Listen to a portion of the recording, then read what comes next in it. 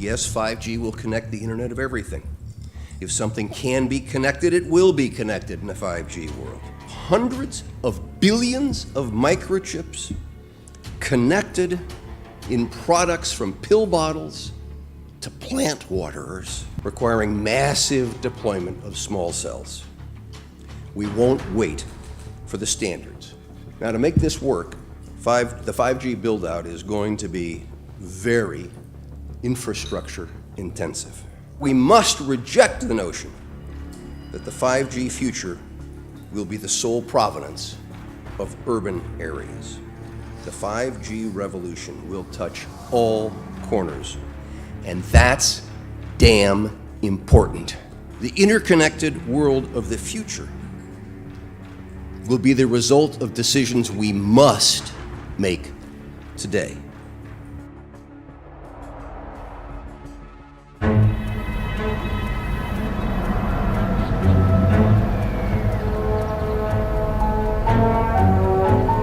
The main issue before us today is Senate Bill 637 and Senate Bill 894, the former by Senator Hugh and the latter by Senator Knopf.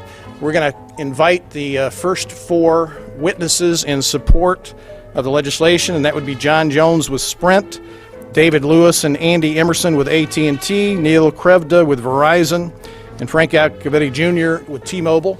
So be straight with me. Is it true? It could be. No, well, very no few cases. There at was all. an unfortunate It's really a incident out in complicated Iowa. situation. Look, gentlemen, practice these words in front of the mirror. Although we are constantly exploring the subject, currently there is no direct evidence that links cell phone usage to brain cancer.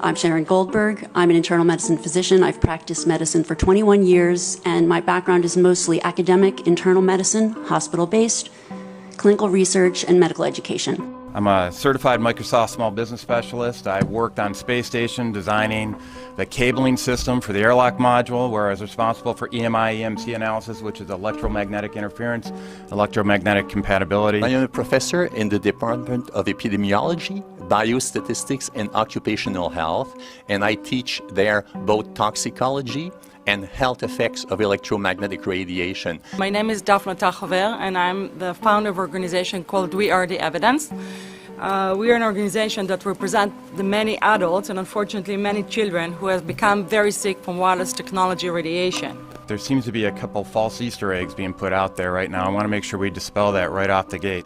The effects of wireless on health scientifically are very, very clear. So it's always pushed back to the definition of an acceptable level of radiation. And that's what this is, by the way. This is about radiation. Wireless radiation has biological effects, period. My name is Dr. Angie Kolbeck. I've been reviewing the studies showing the impacts of wireless radiation on our health, and there are now thousands of studies showing the following adverse health impacts to wireless radiation: cancer, oxidative damage, DNA failure. Things like memory, dizziness, anxiety, brain fog. Headaches, nosebleeds, cognitive problem, exhaustion. We have evidence of DNA damage, cardiomyopathy, which is the precursor of congestive heart failure. Short and long-term memory loss, decreased attention spans, lower reaction times, even involuntary contractions of muscles causing misalignments of spines and jaws. Breast cancer. We suddenly have breast cancer in women who have no DNA predisposition. Disrupted immune function and change in stress proteins, reproductive and fertility effects. There are dozens and dozens of studies that show beyond any doubt what this radiation is doing to our sperm. Now, if you take the cell phone out of your pocket, the sperm will recuperate within 3 to 4 months. What would not recuperate would be the damage to the DNA of the sperm. That is irreparable. The wife of the ex-governor of Indiana was diagnosed with glioblastoma. Same brain tumor Ted Kennedy had and John McCain had. Did you look at John McCain's car? This is a cell phone brain tumor. LeBron James, one of our sports people, had a salivary gland tumor. That is another cell phone tumor. You didn't hear about it because immediately after that was discovered, he was paid by Samsung to become their spokesperson. We are seeing increases in brain tumors. We're seeing increases in Alzheimer's. We're seeing increases in all of the neurotransmitter diseases, ALS, Lou Gehrig's disease, Parkinson's. These are all disease systems that are known to be associated with low-level energy exposures. We talk about 24/7, around-the-clock exposure, wherever you are and your whole body. You never get away from it. And it seems from our studies that maybe your immune system can cope with for a time, but it will deteriorate. Then the irradiation will definitely damage cells at a deeper level, and the question is what will then happen? These are out of peer-reviewed papers, so these are not just hypochondriacs thinking that they're doing it. We're having real problems with this. This is no longer a subject for debate when you look at PubMed and the peer-reviewed literature. These effects are seen in all life forms: plants, animals, insects, microbes. So 5G is not a conversation about whether or not these biological effects exist. They clearly do. There is scientifically evidence that is so strong that you can be certain that the standards used by the FCC to manage health effects are wrong. We need to start measuring how much radiation are people being exposed to before we roll out 5G. There are 4 kinds of electromagnetic fields that we know are harmful to human health. So radio frequency radiation, magnetic fields, dirty electricity, and electric fields, okay? Our exposure, any given person, and all humans are affected by EMFs. What is our exposure in a day? It's not one cell phone. It's cell phones, it's multiple wireless networks, it's smart meters, it's cell towers. It's this sandwich, and it all adds up. The data we're going to look at are all published science, testing results, or public standards. At the bottom end of the radiation scale of what's called power density, or signal strength, is the minimum level at which cell phones will work, which was found to be 0.2 billionths of a microwatt per centimeter squared. Pine needles were found to age prematurely at 0.00027. At short-term exposures of 0.05, children aged 8 to 17 experienced headache, irritation, concentration difficulties, and behavioral problems. 0.1 is the biobiology or building biology guideline for extreme concern. 1.0 produced sperm DNA fragmentation and a decrease in sperm viability in vitro.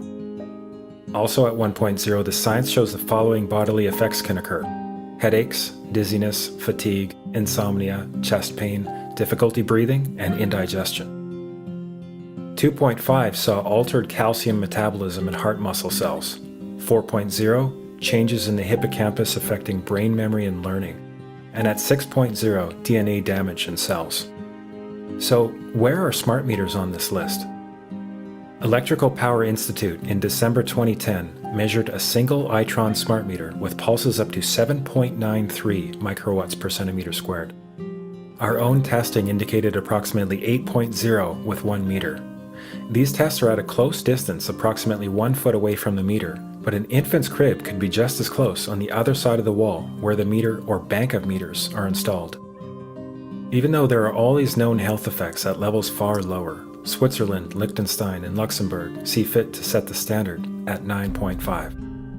And China, Poland, and Russia, 10.0. This is the same level at which behavior has been altered, producing reflexes of avoidance following 30-minute exposures. A room of 12 smart meters, very common and even a conservative number in an apartment building, tested at 19.8 microwatts per centimeter squared. This is hundreds of times higher than levels which clearly indicate harmful effects. So, how can utilities and governments get away with forcing these devices on everyone? This is how. In Canada and the US and several other civilized countries, the safety limit is set at 600 to 1,000 microwatts per centimeter squared. This so-called safety limit is literally tens of thousands of times higher than levels which are known to damage health according to peer-reviewed published science.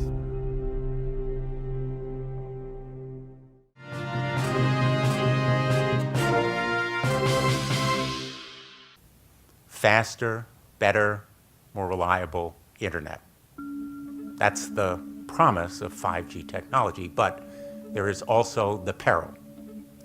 Health hazards associated with radio frequency that is higher also and requires more transmitters and antennas. And the stark, simple fact is the health hazards are unknown and unstudied. And that is a sign of neglect and disregard on the part of the Federal Communications Commission that seems unacceptable. There have been no answers so far. The FCC basically has said everything's fine, but in order to reach a conclusion about the health and safety of this new technology, we need facts. Mr. Chairman, thank you for having this hearing. 5G, as you well know, also uses higher frequency waves that don't travel as far and will rely on a network of hundreds of thousands, potentially millions of small cell sites. And the question then is, are there any health implications, any public safety implications to those additional sites that are likely to be located close to homes, schools, workplaces, and closer to the ground? Correct? Correct, Senator. Yes. So my question for you, particularly Mr. Gillen and Mr. Perry, how much money has the industry committed to supporting additional independent research? I stress independent research. Is that independent research ongoing? Has any been completed? Where can consumers look for it? And we're talking about research on the biological effects of this new technology. Thank you, Senator. I think, thank you for your focus on the issue. Safety is paramount, and as you alluded to, we rely on the expert agencies, we rely on the findings of the FDA and others as to the requirements to keep all of us safe. There are no industry-backed studies, to my knowledge right now. Happy to visit with you as to what opportunities you think there needs to be more studies, and we're always for more science. We also rely on what the scientists tell us. So essentially, the answer to my question, how much money? Zero. I can certainly follow up with you, Senator. To my knowledge, there's no active studies being backed by industry today.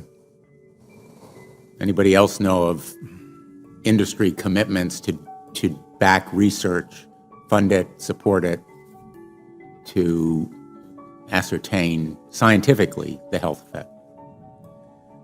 No, I'm not aware of any. So there really is no research ongoing. We're kind of flying blind here, so far as health and safety is concerned. Thank you, Mr. Chairman.